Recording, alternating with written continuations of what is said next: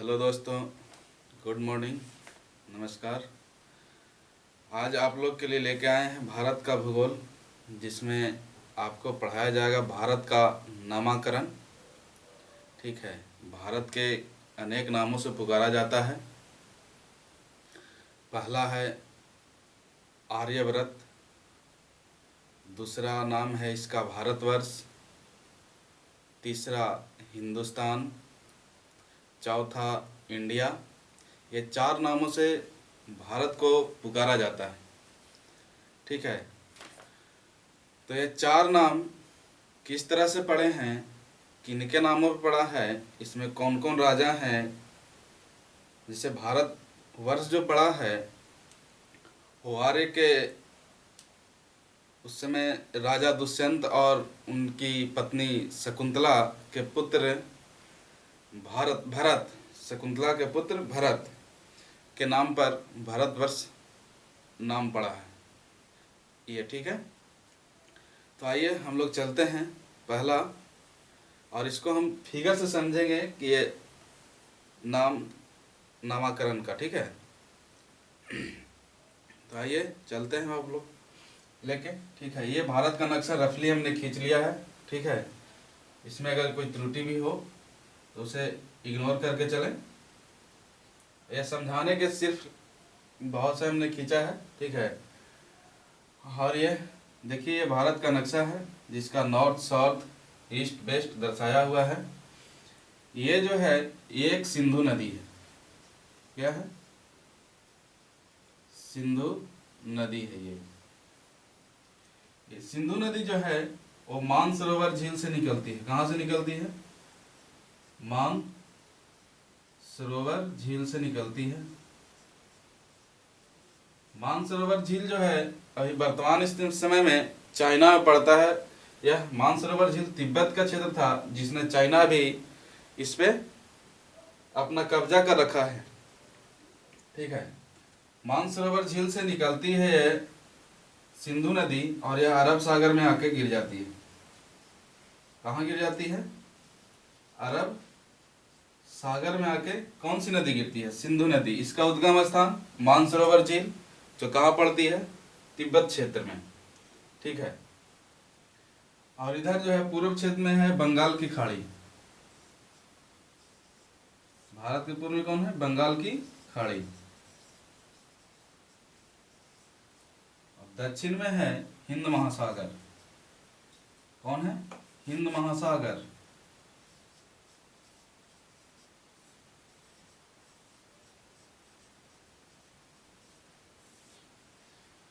ठीक है, दक्षिण में हिंद महासागर, पूरब में बंगाल की खाड़ी, पश्चिम में अरब सागर है। ठीक है, और उत्तर में यहाँ पे हिमालय पर्वत है, शिवालिक श्रेणी है, लद्दाख श्रेणी है, जास्कर श्रेणी है। ये उत्तर साइड में है, सारी श्रेणियाँ। ठीक है, और एक जो यहाँ पे हम आपको लिए हैं ये है हिंदकुश पर्वत। क्या है? हिंदकुश पर्वत। हिंदकुश पर्वत जो है भारत के पश्चिम में, यहाँ पे पाकिस्तान है, उसके बाद अफगानिस्तान है। पाकिस्तान और अफगानिस्तान के बॉर्डर पे हिंदकुश पर्वत पड़ता है। पाकिस्तान और अफगानिस्तान के बीच में ही क्या है? हिंदकुश पर्वत है। ठीक है, तो आज पहला नाम है भारत का, जो क्या बोले? आर्यवर्त। इसका पहला नाम आर्यवर्त। आर्यवर्त इसका नाम कैसे पड़ा? तो इस क्षेत्र में मध्य एशिया पड़ता है। यहाँ पे मध्य एशिया पड़ता है। इस क्षेत्र को मध्य एशिया कहते हैं। मध्य एशिया के एक इतिहासकार थे जिनका नाम क्या था? Max Muller. क्या नाम है? Max Muller. मैक्स मूलर के अनुसार मध्य एशिया से यहाँ पे आर्य लोग रहते थे। कौन रहते थे? आर्य लोग। यहाँ से आर्य लोग धीरे धीरे इस क्षेत्र में आए, सिंधु के क्षेत्र में आए, यानी मैक्स मुलर के अनुसार आर्य जो थे वो मध्य एशिया के रहने वाले थे। जब आर्य लोग सिंधु नदी किनारे आए तो यहाँ पे उस समय हड़प्पा सभ्यता विकसित थी। ठीक है, कौन सी सभ्यता थी? सिंधु नदी किनारे हड़प्पा सभ्यता विकसित थी। जब आर्य लोग आए तो हड़प्पा सभ्यता के लोग को भगा दिए। भगाने के बाद यहाँ पे आर्य लोग अपना सभ्यता विकसित किए। उस सभ्यता का नाम पड़ा वैदिक सभ्यता। क्या? वैदिक सभ्यता। आर्य लोग इस सभ्यता का नाम दिए वैदिक सभ्यता। ठीक है, क्या नाम पड़ा? वैदिक सभ्यता। और उस समय यहाँ पे आज भी है और उस समय भी है था, यहाँ पे 7 नदियों का बहाव होता था, जिसमें आपका पहला सिंधु हो गया, दूसरा आपका झेलम हो गया, तीसरा आपका चिनाब नदी हो गया, रावी हो गया, ब्यास हो गया, सतलज हो गया, सरस्वती नदी होगी। इसमें सरस्वती अब विलुप्त हो गई है। उस नदी के जगह पे घग्गर नदी वर्तमान समय में उस नाम से जाना जाता है। ठीक है, वैदिक सभ्यता का आर्य लोग जब विकास किए तो 7 नदियों को जो मिलन स्थान था, यानी 7 नदियों का, इस समय 7 नदियों का क्षेत्र पड़ता था यहाँ में, तो उस जगह को सप्त सैंधव सभ्य क्षेत्र बोला गया। इस क्षेत्र को सप्त सैंधव क्षेत्र बोला। सप्त सैंधव क्षेत्र। सप्त सैंधव क्षेत्र में आर्य लोग आए। ठीक है, तो उस क्षेत्र में निवास किए। उसके बाद धीरे धीरे यह भारत में प्रवेश कर गए। तो सप्त सैंधव क्षेत्र में जब आर्य लोग आए तो यहाँ पे एक ऋग्वेद का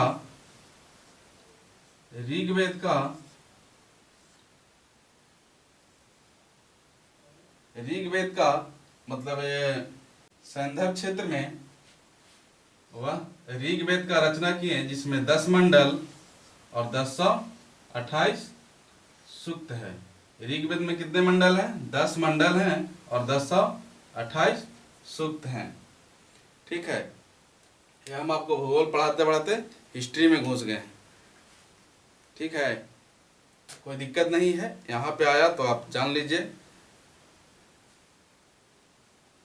10 मंडल हैं। क्या है? 10 मंडल हैं और 1028 सूक्त हैं। तो आर्यव्रत, इसका जो नाम पड़ा आर्यों के निवास स्थान के लिए। आर्यव्रत जो भारत को नाम पड़ा वो किसके लिए? आर्यव्रत के निवास स्थान के लिए जाना जाता है। निवास स्थान के लिए ही आर्यव्रत नाम से जानते हैं। ठीक है, अगर आपसे पूछा जाए कि आर्य जो लोग थे, जैसे यहाँ पे हिंदुकुश पर्वत पड़ता है, इधर में हिमालय पर्वत है और शिवालिक श्रेणियाँ हैं, जास्कर श्रेणियाँ हैं, लद्दाख श्रेणियाँ हैं। ठीक है, तो आर्य जो लोग थे वो कौन सी पर्वत को पार करके सिंधु नदी के बने सिंधु सप्त सैंधव क्षेत्र में पहुँचे? तो यह है हिंदकुश पर्वत। और हिंदकुश पर्वत में एक दर्रा है जिसका नाम है खैबर दर्रा। क्या नाम है? खैबर दर्रा। क्या नाम है इसका? खैबर दर्रा। आपसे पूछा जाएगा कि आर्य लोग भारत में प्रवेश कौन से दर्रा को पार करके आए थे, तो इसका उत्तर होगा खैबर दर्रा। खैबर दर्रा कहाँ है? तो हिंदकुश पर्वत में। हिंदकुश पर्वत कहाँ है? तो अफगानिस्तान और पाकिस्तान के सीमा क्षेत्र पे है। अफगानिस्तान और पाकिस्तान के सीमा क्षेत्र पे है। ठीक है, पहले जब भारत में आक्रमण होता था, यानी इस साइड के बाद इधर तो नीचे समुद्र है, इधर से भी ये नीचे समुद्र है। ठीक है, ये तो नीचे में पूरा समुद्र है और ऊपर में यानी उत्तर साइड में हिमालय की श्रेणियां है, लद्दाख की श्रेणियां हैं, सारी पर्वतें हैं। तो जो भी मतलब भारत पर आक्रमण होती थी वह उत्तर पश्चिम क्षेत्र से होता था। यही क्षेत्र था आने के लिए, जिसे यूरोपियन भी आए तो इसी रास्ते से आते थे। उस समय जैसे आक्रमण करने के लिए इसी रास्ते से सबसे ज़्यादा आक्रमण हुआ है। इधर तो उस समय समुद्री सेनाएं उस समय इतना मजबूत नहीं थी कि समुद्र से इधर आपका हमला किया जाए भारत पे, ठीक है। ये जो भी हमलाएं हुए सबसे ज़्यादा और अधिक ये मतलब यही इसी रास्ते से हुए थे, दक्षिण पश्चिम यानी उत्तर पश्चिम से, दक्षिण पश्चिम नहीं सॉरी उत्तर पश्चिम से आपका सबसे ज़्यादा आक्रमण किया जाता था भारत पर। भारत को पहले सोने के चिड़िया भी कहा जाता था और विश्व गुरु के नाम से भी जानते थे भारत को पहले उस समय, और आने वाले दिन में फिर से जानेंगे लगते हैं कि विश्व गुरु के नाम से ही भारत को, ठीक है।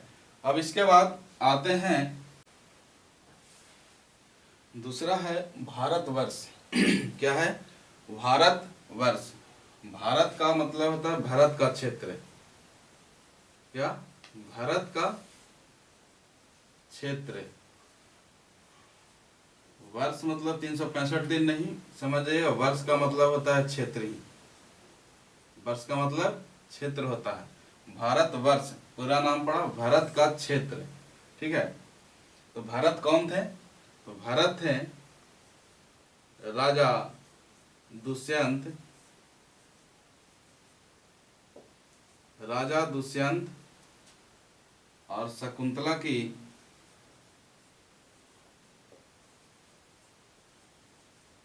राजा दुष्यंत और शकुंतला के पुत्र थे। कौन थे? राजा दुष्यंत और शकुंतला के पुत्र थे। यह महाभारत में बताया गया है। महाभारत और विष्णु पुराण में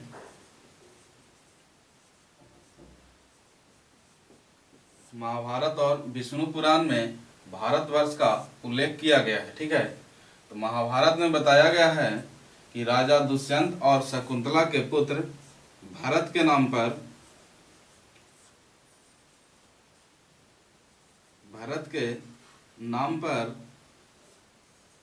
भारतवर्ष नाम पड़ा। भारतवर्ष नाम पड़ा, ठीक है। कौन? किनके नाम पे? तो भरत के नाम पर, राजा भरत, ठीक है। राजा भरत कौन थे? तो राजा दुष्यंत और शकुंतला के पुत्र थे। जो आर्यों के शक्तिशाली राजा के रूप में जाने जाते थे। आर्यों के शक्तिशाली राजा के रूप में कौन जाने जाते थे? तो भरत जाने जाते थे, ठीक है। इन्हीं के नाम पे भारतवर्ष नाम पड़ा था। और विष्णु पुराण में कहा गया कि दक्षिण में हिंद महासागर है, हिंद महासागर के उत्तर में जो क्षेत्र है वह क्षेत्र किनका पड़ता है? भरत का। वही के नाम पे ये भी विष्णु पुराण में ही बताया गया है, ठीक है। उसके बाद तीसरा नंबर में चलते हैं। चलिए तीसरा नाम देखते हैं, हिंदुस्तान। हिंदुस्तान जो है भारत को ईरानियों के द्वारा दिया गया।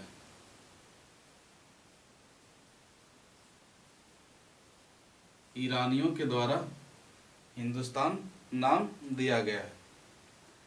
ईरानियों जो थे सा को हा बोलते थे और सा को हा बोलते थे और धा को दा बोलते थे। क्या बोलते थे? ऐसे ये सिंधु लिखा हुआ है ना, क्या है?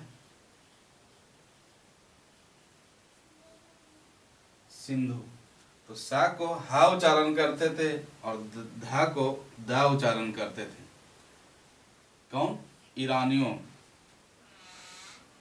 ईरानियों जो थे सा को हा और धा को दा उच्चारण करते थे। कौन करते थे? ईरानी लोग करते थे। ईरानी लोग जो आए तो ये सिंधु नदी को हिंदू नदी से जानते हैं। इसका उच्चारण हिंदू किए, ठीक है। सिंधु को यानी सा को हा और धा को दा बना दिए, ठीक है। इसे हिंदू नदी बना दिए। कौन? हिंदू नदी। और हिंदू नदी के क्षेत्र को ही हिंदुस्तान के नाम से जानते थे वो। क्या? हिंदुस्तान नाम दे दिए उसको। ठीक है। और चौथा नाम जो है इस भारत का, वह क्या हो गया? इंडिया। चौथा नाम क्या है भारत का? इंडिया। तो इंडिया जो है, इंडिया जो है यूनानियों लोग ने नाम दिया। कौन? यूनानियों ने इसका नामकरण किया इंडिया। वो कैसे? तो ये जो सिंधु नदी है, इस क्षेत्र में पहले नील का खेती बहुत ज़्यादा होता था। क्या होता था? नील की खेती होता था। तो नील को जब जहाँ खेती होता है उसे इंडस बोला जाता है इंग्लिश में। ठीक है। तो इंडस बोला जाता है। इसी के आधार पर यूनानियों ने इस नदी को इंडस नाम धर दिए। क्या? इंडस नदी। यूनानियों जो है इसको इंडस नदी के नाम से, इसका नामकरण जो है इंडस के रूप में कर दिया, इंडस नदी के रूप में किए। और इस क्षेत्र में जो रहने वाला जगह क्षेत्र पड़ा उसको इंडिया नामकरण किए। कौन? तो ये नामकरण कौन किया? यूनानियों ने किया था। क्यों? तो इस जो सिंधु नदी है, सिंधु नदी के क्षेत्र में पहले नील की खेती होती थी। किस चीज़ का? नील की खेती बहुत अधिक होती थी। इससे नील की खेती जिस क्षेत्र में होता है उसे इंडस बोला जाता है। इसी के अनुसार इस सिंधु नदी को इंडस नदी के रूप में नामकरण किए और इस क्षेत्र को इंडिया के रूप में नामकरण किया। कौन? यूनानियों ने। ठीक है। तो अब देखते हैं कि संवैधानिक उल्लेख में, जैसे मेरा भारत है तो संविधान जब संविधान बना तो सबसे पहले सोचा गया कि किसके नाम से संविधान बनाएंगे।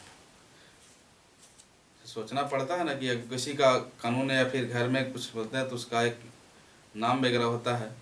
तो जो संविधान बन रहा था तो संविधान बनाने वाले सोचे किस नाम से संविधान बनाया जाए, किसके लिए। तो संविधान में जो उल्लेखित है नाम वो इंडिया, दैट इज भारत। संविधान जो में उल्लेखित है कौन कौन नाम? इंडिया और भारत।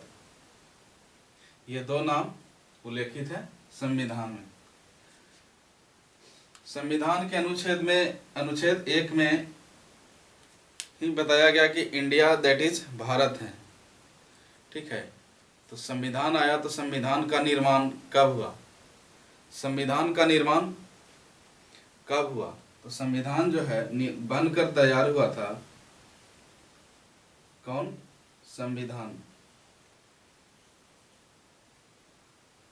संविधान जो है वो बन करके तैयार हुआ था आपको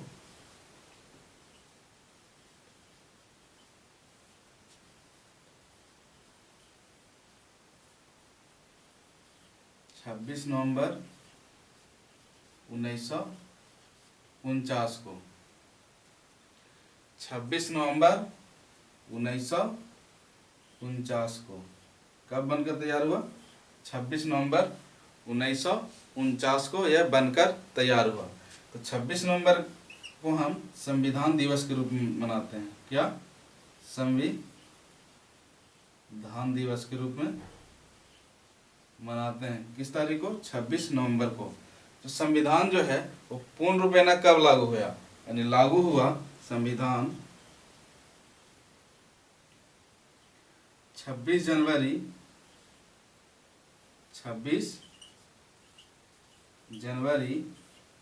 1950 को। 26 जनवरी 1950 को। इसको आज हम लोग 26 जनवरी को गणतंत्र दिवस के रूप में मनाते हैं। गणतंत्र दिवस के रूप में मनाते हैं। सोचिए 26 नवंबर 1949 को बनकर तैयार हुआ। ठीक है। और लागू हुआ 26 जनवरी 1950 को। यानी 2 मंथ रुकना पड़ा। क्यों भाई? तो जब कांग्रेस का 45वां अति हो रहा था, अधिवेशन हो रहा था, 45वां अधिवेशन कब हुआ है? तो 1929 को। कब हुआ 45वां अधिवेशन? 1929 को। यह कहाँ हो रहा था? तो यह जो है लाहौर में हो रहा था। कहाँ? लाहौर में। 45वां संविधान अधिवेशन कांग्रेस का लाहौर में हो रहा था। लाहौर जो है वो एक क्षेत्र, लाहौर जो है रावी नदी के तट पर पड़ता है, रावी नदी के किनारे है।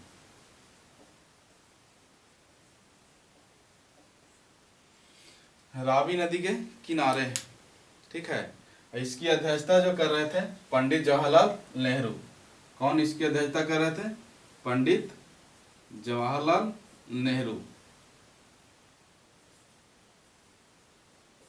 ठीक है। पंडित जवाहरलाल नेहरू अध्यक्षता कर रहे थे, जिसमें स्वाधीनता की मांग रखी गई थी, यानी पूर्ण स्वराज की मांग किया गया था। तो इसमें एक डेट दिया गया था कि 26 जनवरी 1930 को पूरे भारत में स्वाधीनता दिवस के रूप में मनाएंगे। क्या?